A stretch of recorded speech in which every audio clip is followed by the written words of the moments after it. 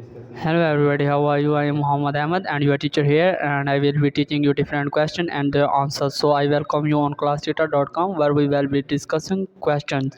So let's get on the question. Our today's question is: employees at an accounting agency are prohibited from using social networking websites while at work.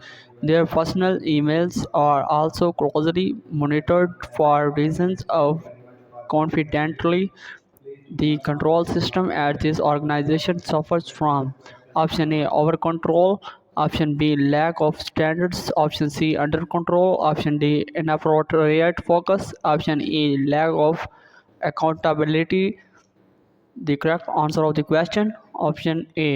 So that's the correct answer of the question. If you have any question, just leave a comment. I will be answering you as soon as I can. Thank you very much for watching the video. Please don't forget to like, share and subscribe our channel.